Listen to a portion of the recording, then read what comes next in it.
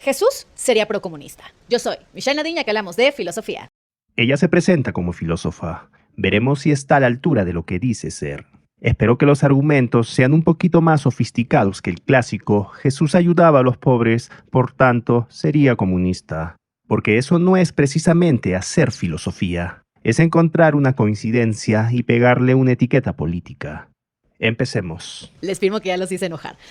No, todavía no. Apenas dijiste la conclusión. Ahora simplemente tienes que demostrar con argumentos esa afirmación, ya que afirmar que Jesús era procomunista es fácil. Demostrarlo es otra historia. Pero a ver, sería absurdo decir que Jesús sería enteramente comunista.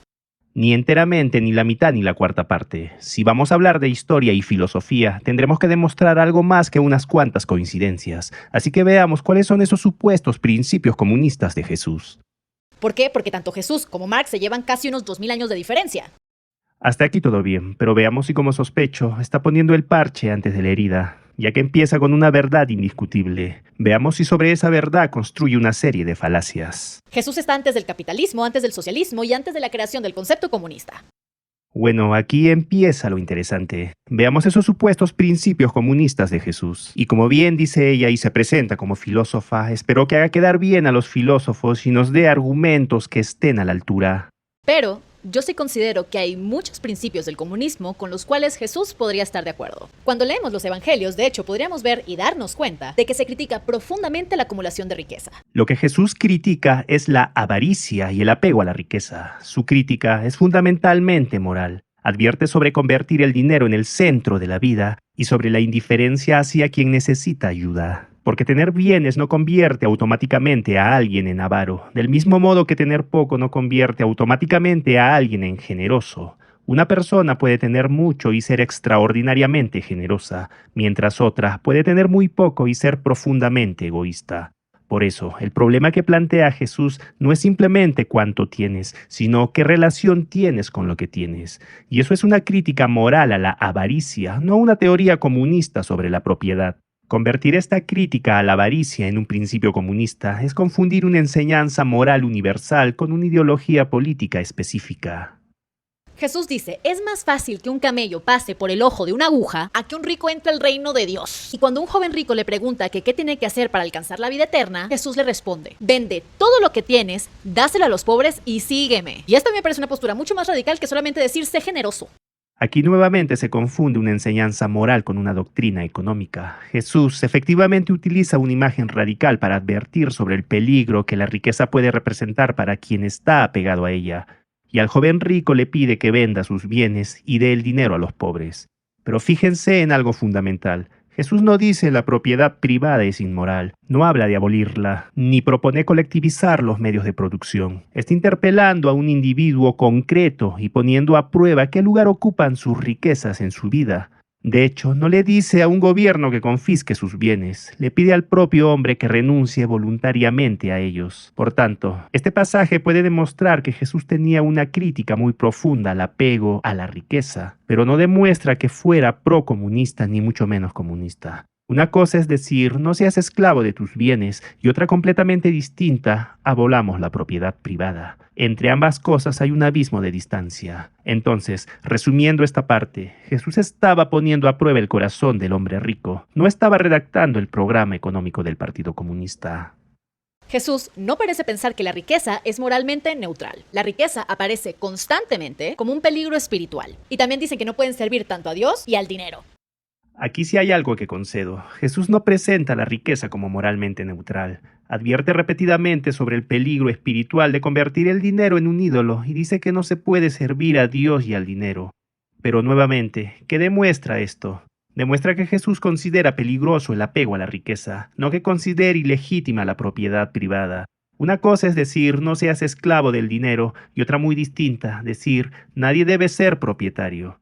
De hecho, una persona puede tener riqueza y utilizarla generosamente, mientras otra puede tener poco y estar completamente dominada por la avaricia. Por tanto, el objeto de la crítica de Jesús es la relación moral del individuo con sus bienes, no la existencia de los bienes privados. Convertir él no puede servir a Dios y al dinero en Jesús era procomunista es exactamente el mismo salto, pasar de una enseñanza espiritual sobre el corazón humano a una conclusión política que el texto nunca establece. Jesús no está diciendo que el dinero sea malo porque exista, está advirtiendo que el dinero puede convertirse en tu amo. Y precisamente por eso la frase es, no podéis servir a Dios y al dinero. Habla de quién gobierna tu vida, no de quién tiene legalmente una propiedad.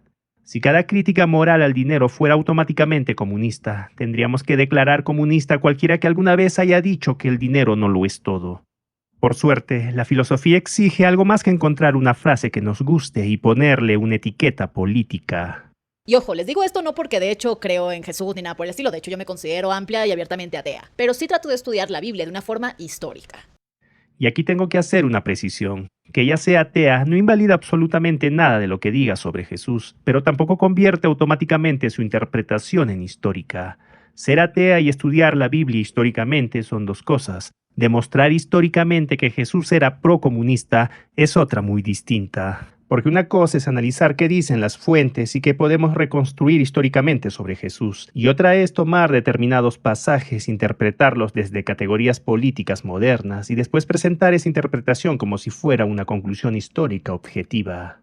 Así que no nos impresiona demasiado que nos diga que estudia la Biblia de forma histórica. Lo que queremos ver son las fuentes, el contexto y sobre todo cómo pasa de Jesús criticaba la riqueza a Jesús era procomunista. Porque ahí es donde empieza la parte interesante. Y para ser justos, tampoco necesito creer o no creer en Jesús para analizar esta afirmación. Aquí no estamos discutiendo si Jesús es el Hijo de Dios, estamos discutiendo una afirmación histórica, si existe evidencia suficiente para llamarlo precursor o simpatizante del comunismo. Y a mí me parece muy difícil leer estos principios y no ver una semejanza muy fuerte tanto con el socialismo como con el comunismo. Que a ti te parezca que existe una semejanza no demuestra que exista una identidad ideológica, y aquí está precisamente el problema. Estás tomando principios morales universales como ayudar al pobre, criticar la avaricia, compartir con el necesitado, y presentándolos como si fueran principios exclusivos del socialismo o del comunismo. Pero esos valores existían miles de años antes de Marx y pueden encontrarse en tradiciones religiosas, filosóficas y políticas completamente diferentes. Una semejanza puede ser real y aún así no demostrar ninguna relación ideológica. Yo también podría decir o seleccionar determinadas enseñanzas de Jesús y encontrar semejanzas con algunos principios liberales, pero sería absurdo concluir por eso que Jesús era preliberal. Entonces, ¿por qué con el comunismo sí? Si ella quiere hacer una afirmación histórica, necesitamos algo más que a mí me parece que se parece mucho. Necesitamos demostrar qué principio específicamente comunista defendió Jesús. Porque con ese método podemos convertir a Jesús en lo que queramos. Si ayudar a los pobres lo convierte en comunista, entonces hablar de responsabilidad individual podría convertirlo en liberal. Dar al César lo que es del César podría convertirlo en imperialista, y alimentar a las multitudes podría convertirlo en populista. El problema es evidente, estamos seleccionando coincidencias para fabricar etiquetas. No estamos discutiendo si existen semejanzas, claro que existen. Estamos discutiendo si estas semejanzas son suficientes para llamar a Jesús procomunista, y hasta ahora ella no ha demostrado nada de eso. La historia no funciona por me parece que se parece. Funciona demostrando qué dijo una persona, qué significa en su contexto y si realmente podemos trasladarlo a una categoría política que apareció siglos después. Y aquí hay que distinguir algo muy importante. Jesús no creó ninguna teoría económica. No habló ni de la propiedad colectiva ni los medios de producción. No habló jamás de un estado socialista, ni tampoco habló de las luchas de clases según el sentido marxista. Y tampoco podemos concluir que el cristianismo es marxismo en pañales, porque eso sería conceptualmente e históricamente erróneo. Hasta aquí curiosamente estamos de acuerdo. Jesús no desarrolló ninguna teoría económica, no habló de propiedad colectiva, medios de producción, estado socialista ni lucha de clases en sentido marxista. Perfecto. Esta salvedad, que parece darle mucha solidez al argumento que ella plantea, en realidad deja su tesis mucho más débil, porque después de reconocer que Jesús no enseñó ninguno de los elementos que hacen específicamente comunista al comunismo, lo único que queda son semejanzas generales como ayudar al pobre, compartir o criticar la avaricia. Y aquí está el problema. Esos valores no son patrimonio exclusivo del comunismo ni nacieron con Marx. Por otro lado, si ella misma reconoce que sería históricamente absurdo decir que el cristianismo es marxismo en pañales, debería aplicar exactamente el mismo criterio cuando habla de un Jesús procomunista. Una semejanza puede ser real, pero una semejanza no demuestra una identidad ideológica. Pero tampoco podemos irnos al otro extremo y fingir que el mensaje económico de Jesús era casi pórtate bien y cuando puedas, dona. Explota a los trabajadores, no les pagues sus beneficios de ley. Hazte rico y compra todos los coches de lujo que puedas. Pero aquí aparece otra falsa dicotomía. Nadie está diciendo que el mensaje económico de Jesús fuera pórtate bien, dona cuando puedas y explota trabajadores. Eso es una caricatura. Que alguien rechace la interpretación comunista de Jesús no significa que tenga que defender la avaricia, la explotación laboral o el lujo como valores. De hecho, se puede condenar perfectamente la explotación, defender al trabajador y defender que éste reciba un trato justo y sostener que la riqueza implica responsabilidades morales, y todo esto sin necesidad de defender la abolición de la propiedad privada ni el comunismo. Y aquí está precisamente el error. Esta pseudofilósofa parece plantear que solo existen dos opciones. O Jesús era comunista, o entonces está diciendo hazte rico y explota a todo el mundo. Y no, existe otra opción bastante más sencilla. Jesús podía condenar la avaricia, la injusticia y la explotación sin estar proponiendo un sistema comunista. La solidaridad, la justicia y la preocupación por el pobre son valores morales que no pertenecen en exclusiva a ninguna ideología política.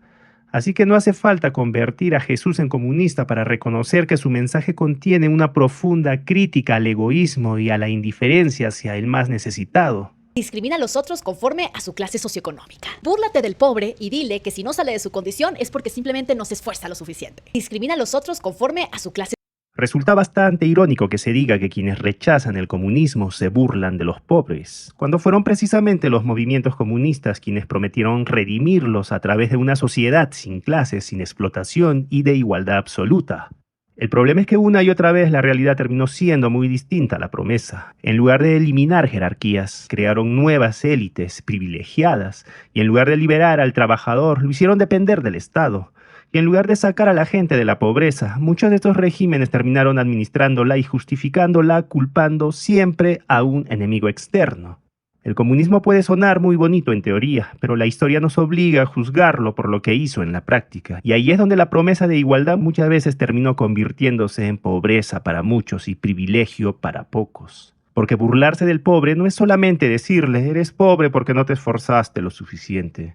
En los países que pusieron en práctica el comunismo, los pobres estaban condenados a la pobreza, así se esforzasen durante todos los días de su vida, cosa que no pasa en países capitalistas, donde a fin de cuentas el esfuerzo por lo menos tiene una recompensa. Cuando en el Nuevo Testamento vemos constantemente que los pobres, los marginados, los excluidos aparecen casi siempre como protagonistas del reino de Dios. Sí, los pobres, los marginados y los excluidos ocupan un lugar central en el mensaje de Jesús, pero ¿desde cuándo preocuparse por ellos es un principio exclusivamente comunista? La preocupación por el vulnerable existe miles de años antes del comunismo y no pertenece en exclusiva a ninguna ideología. Además, Jesús no reduce al pobre a una categoría económica ni lo presenta simplemente como un miembro de una clase explotada. Habla de dignidad, misericordia, justicia y responsabilidad moral.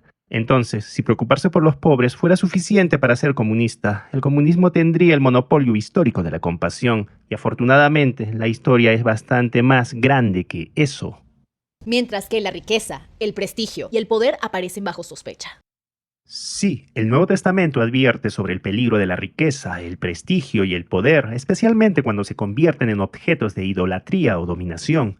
Pero nuevamente, advertir sobre el poder no significa querer abolirlo, ni advertir sobre la riqueza significa considerar ilegítima la propiedad. De hecho, aquí hay algo mucho más universal. Prácticamente cualquier tradición moral seria ha advertido sobre la corrupción que pueden producir el dinero, el ego y el poder. ¿Eso convierte acaso a todas esas tradiciones en comunistas? Evidentemente no. Lo que Jesús cuestiona es lo que el ser humano puede llegar a hacer con el poder y la riqueza. No está presentando una teoría política para eliminarlos. Así que decir Jesús sospechaba de la riqueza y el poder puede ser correcto. Ahora, convertir esa sospecha moral en evidencia de procomunismo es otro salto que ella todavía no demuestra. En conclusión, si advertir sobre los peligros del poder fuera comunismo, entonces tendríamos que preguntarnos qué hacemos con todos los regímenes comunistas que concentraron un poder político gigantesco en manos de una pequeña élite. El comunismo moderno nace justamente de esta crítica de la división de las clases sociales, entre quienes poseen y quienes no. Jesús, desde un contexto completamente distinto, también coloca una enorme sospecha moral sobre quienes acumulan la riqueza y las jerarquías económicas. Aquí nuevamente se mezclan dos cosas distintas. Es cierto que el comunismo moderno desarrolla una crítica de las desigualdades de clase y de la propiedad, pero de ahí no se desprende que toda crítica anterior a la desigualdad o a la riqueza sea un antecedente del comunismo. Jesús cuestiona moralmente la avaricia, el orgullo y el uso injusto de la riqueza. En cambio, Marx desarrolla una teoría histórica, económica y política sobre otros puntos como la propiedad y las clases sociales. Son cosas completamente diferentes. Y ella misma lo reconoce cuando dice que Jesús hablaba desde un contexto completamente distinto. Precisamente por eso no podemos tomar una preocupación moral que existía miles de años antes y rebautizarla retrospectivamente como comunismo o procomunismo. Y nuevamente, si la simple crítica a la desigualdad económica convierte a alguien en precursor del comunismo, entonces el comunismo tendría que reclamar como antecesores a medio mundo antiguo. Y ya no estaríamos hablando de historia, sino de apropiación retrospectiva.